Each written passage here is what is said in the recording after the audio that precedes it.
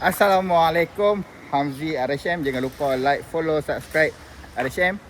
Kat belakang saya ni Toyota Camry baru Baru tak, saya rasa tak sampai sebulan ni keluar. Bawa apa? Dia nak handsome kan balik. Kalau tengok sport rim asal dia, bukan warna macam ni betul tak? Tapi mat RSM Garah dia restore balik. Dia kata kena bagi handsome, kena bagi nampak kemah Bila masuk warna ni memang lain. Memang nampak memang kena lah dengan warna ni. Nampak tak? Kena. Kena dekat sikit, jauh sikit. Tak kena tak? Lepas tu dia minta kita buat emblem dia hitam. Tu nanti saya shoot video tu. Toyota Camry baru, cantikkan balik, restore balik. Jom kita tengok dalam dia.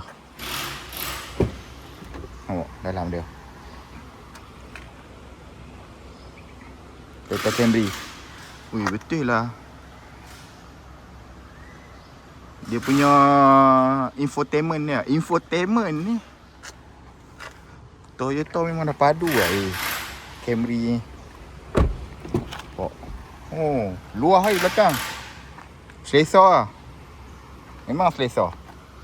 Boot belakang pun besar berapa liter tak tahu, tapi besar lah. Tengok.